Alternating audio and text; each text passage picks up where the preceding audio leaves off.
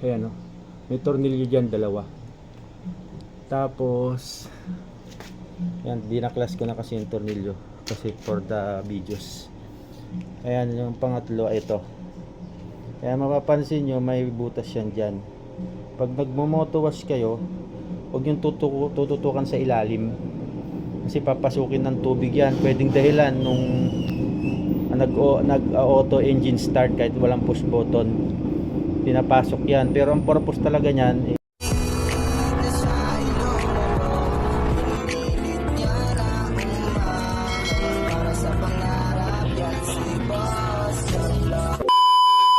mga kaibigan, gagawin natin ng DIY yung problema ng ating mga kaibigang naka-raider.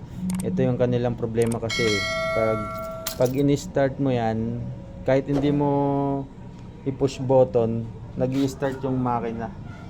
Sinong nakaranas ng mga ganun, mga kaibigan? Tuturo ko sa inyo kung paano i-DIY.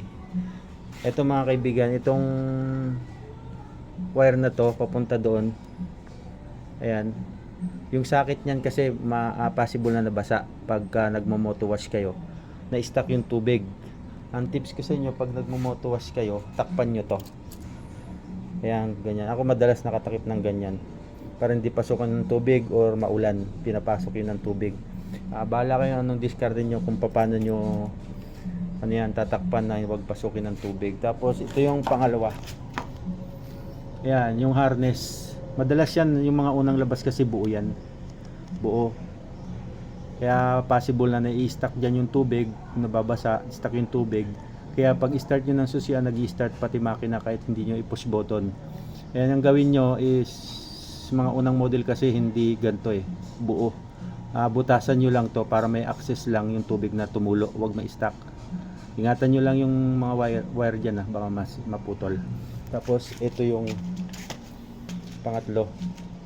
Yan. Yung main na may may tornilyo diyan, dalawa.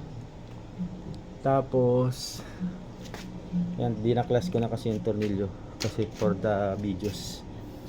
Ayan, yung pangatlo, ito. Kaya mapapansin nyo, may butas yan dyan.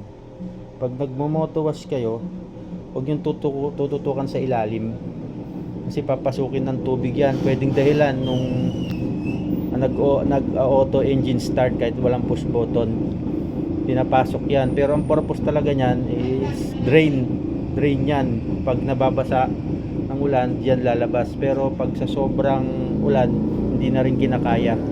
Ayan, ganitong gagawin nyo. Nakikita nyo yung tansong yon. Pag pinupush nyo, ayan, magi-start yan. Pag pinupush nyo, dapat naka-neutral kayo Pag pinupush mo kasi yan, magi-start. Ngayon, ganitong gawin yung DIY. Linisin nyo. Pag sobrang dumi na istakan na, linisin nyo ng carb cleaner. Huwag gasolina, carb cleaner. Ayan, carb cleaner lang ang gamitin nyo. Ayan. Sa mga nakaranas ng ganito, ginawan ko na ng video kasi mahirap kasing magturo pagka puro sa comment lang. Ayan, push button yan. Ayan. Sa mga nakaranas mga kaibigan ng pag in-start nyo ganyan, kahit hindi nyo i-push button, ito kasi yan ayan na. Pero ito hindi naman, wala namang problema to binaklas ko lang for the vlogs lang. Ayan, nakita nyo, nag-start. Ayan yung purpose niyan mga kaibigan. Ngayon pagka nababasa, isa to sa dahilan bakit pagka susi nyo underlock agad, patay muna natin maingay. Isa yun yung dahilan. Nakita nyo yung pag nagko-contact.